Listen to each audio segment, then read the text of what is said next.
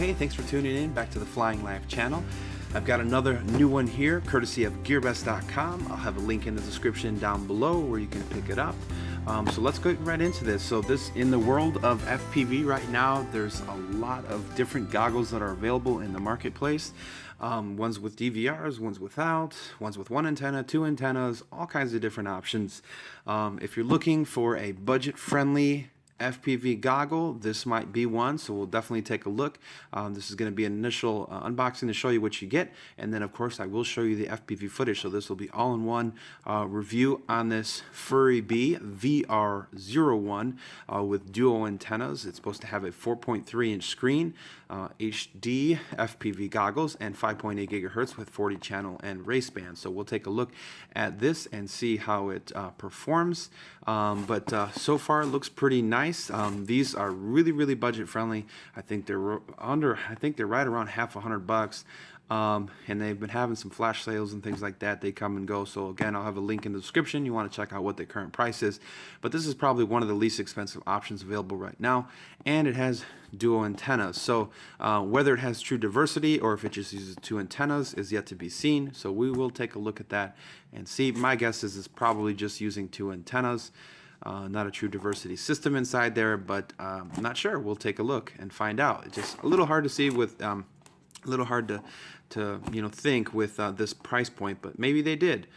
So there's a couple things that you will need to get with this. And this is your band and channel selection here. So if you guys want to take a screenshot, you can see what is all the channels. But this doesn't come exactly completely ready. You will have to supply your own battery. So just pulling out the case here on the FPV goggle. So the box is pretty nice. That's kind of a first. I've had some other FPV goggles, the less expensive options, and they were a little bit, the boxes were cheap. But anyways, kind of this felty soft material that it sits inside of that is plastic. So that's kind of interesting.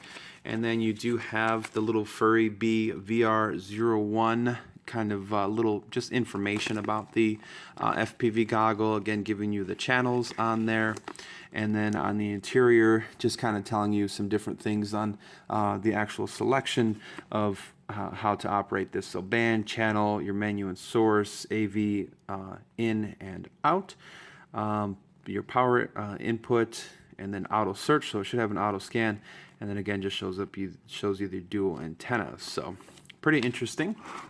Let's go ahead and take a look here. There's a little baggie that is slid in the front. So inside of here, looks like we get our antenna here. So this is interesting. This looks like an Aomway patch antenna.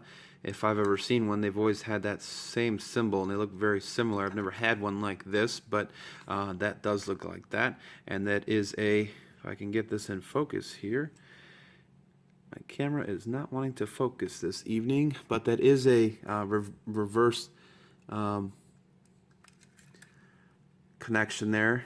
Can you see that? So that's going to be the female end on there. So that's the reverse circular polarized antenna. And so let's see if we can get this cover to take a look at that. But I don't think we're going to get there.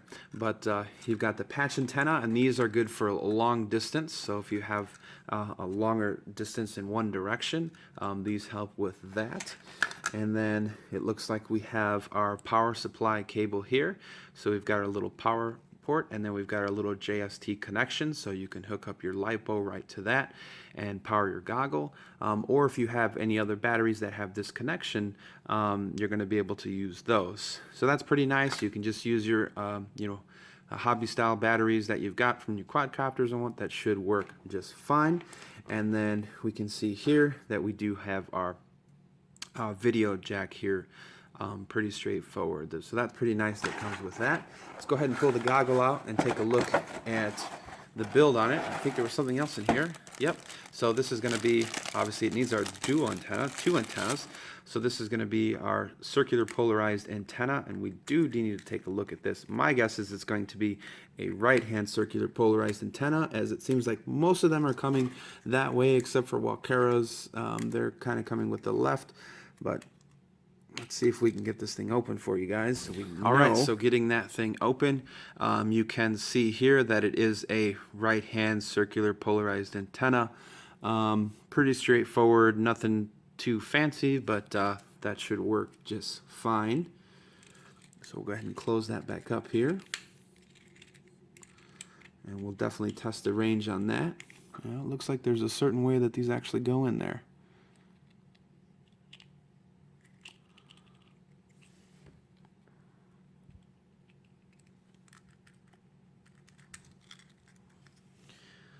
Okay. And taking a look at our FPV goggle here. So this is kind of nice. It's got a nice little layout here. So our scan, we've got our channels and bands, and then this is going to be our mode for our changing our sources. And then you can see our video in, so we can actually video in, and then our DC, that's going to be our power supply, is going to hook up right there. So nothing on the front, just got a nice little FuriBee VR1. It does feel pretty decent. The materials don't feel bad at all. Definitely curious to see how much this thing weighs, to see how much it's going to be weighing on your face. So let's go ahead and throw it on the scale here real quick and take a look. So it looks like with the antennas, and we'll just throw the cables on there as well to kind of simulate a battery.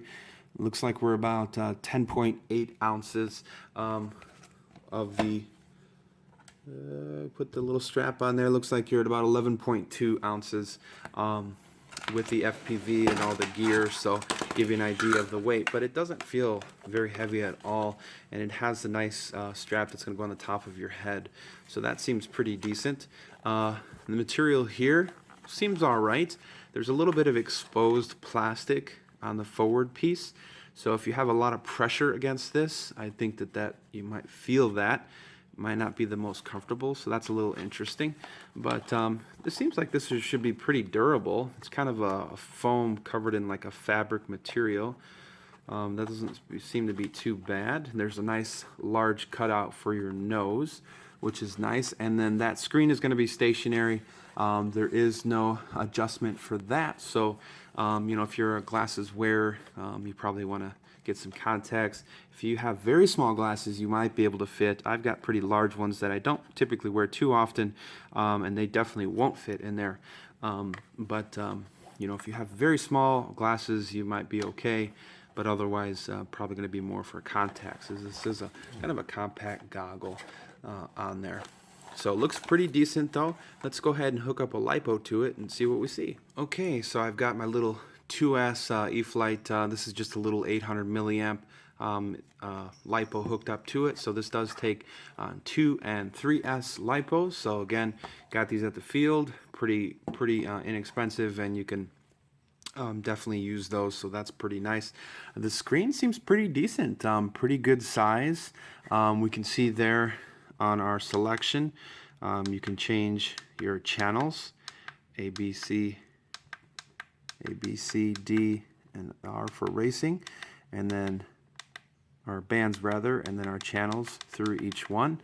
So that's pretty decent. And then we've got our M or menu, I'm guessing, and source. So you can change to AV if you actually wanted to watch a video through this, which is pretty cool. That's interesting. And then our channels, so we can cycle back and forth. I'm wondering if we touch and hold that.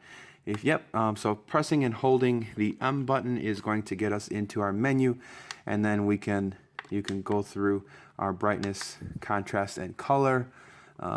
Looks like we just use that same button up top to click through that, so you can see your brightness, contrast, color, sharpness, language, and then exiting. So pretty straightforward, and looks like you use this button as a selection for whatever menu setting that you're in. So let's go ahead and hook up a quadcopter and see what it looks like. Okay, so I've got my little GB100. If you haven't checked this one out, guys, check it out. I've got another review on this thing. It is really awesome little flyer. Anyways, I use this so we can check out our FPV screen. So let's go ahead and take a look and see how that looks. So we're going to scan for the channel. So let's press that. And let's see if it scans through our channels here for us. Actually, we need to get out of AV and get into that. And it looks like, do we just tap it? Yep, so you're just gonna tap it and then it's gonna find the next clearest available channel. And as you can see, there's our FPV screen all ready to go. So really cool, looks pretty decent. I'm just looking at it here with my eyes, not through the screen. The videos always, of course, don't give you full idea of what it looks like, but the colors seem really decent from what I can see with my eyes, and looks pretty nice. Pretty nice. I like it. I think this is going to be a really awesome budget value FPV goggle for a lot of people. Definitely probably want to check this one out. Let's go ahead and jump into some FPV flight footage, and we'll see how this thing operates around the house flying.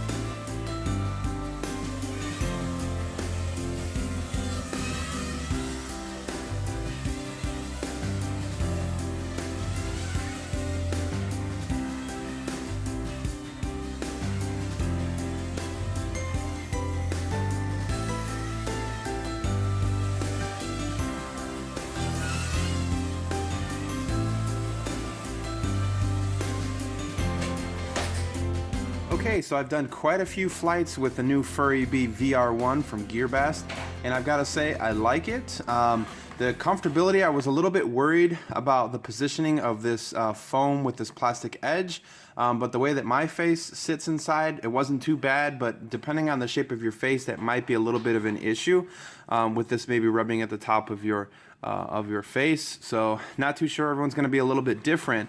But other than that concern, everything else works flawlessly.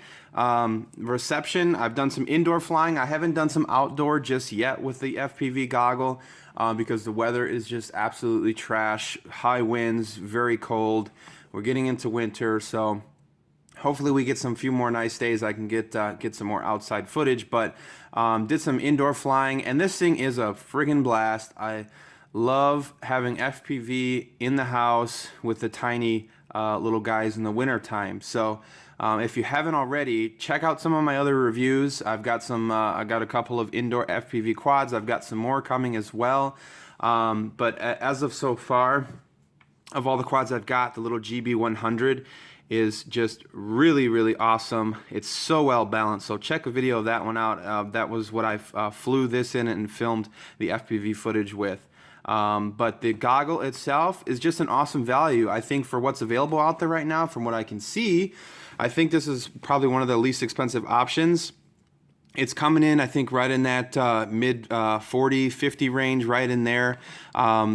And the build quality of it seems pretty decent for what you're getting, the FPV goggle. I mean, talk about a year ago, if you wanted something like this, and an FPV goggle, I mean, you were spending at least $100. So prices have come down on these things quite substantially, and this is a really nice, inexpensive option.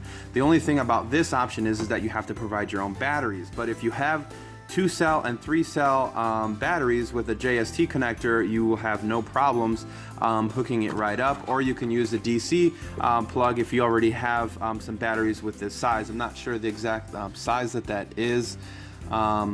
But you know, that plugs right in here, so if you had some batteries, you could use them. But I like it. I think this is going to be a really nice option for a beginner. If you're not looking for a DVR, you know, built in, you're just looking for, you know, dual antennas to have some good range. So you've got the nice patch antenna for further distance. So hopefully we'll be able to try that out soon. And then the circular polarized antenna, of course, you can always change those out to your liking as well.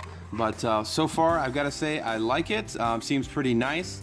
FPV on it is really decent, and I've been wondering, you know, I think behind this little grill here might actually be some sort of a speaker or something. I'm not too sure about that, but I'm not really looking to play movies through this or you know, anything like that. We're just looking for, which doesn't have an audio jack, it's just video in. So, but anyways, good job, FuriBee. This is a new brand from GEARBEST. So FuriBee, from what I understand, is GEARBEST's GEARBEST brand.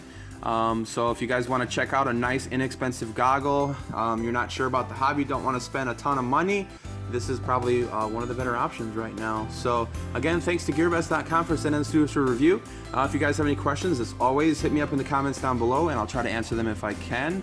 And please subscribe to my channel if you haven't already. Otherwise, we'll see you on the next one, and happy flying life.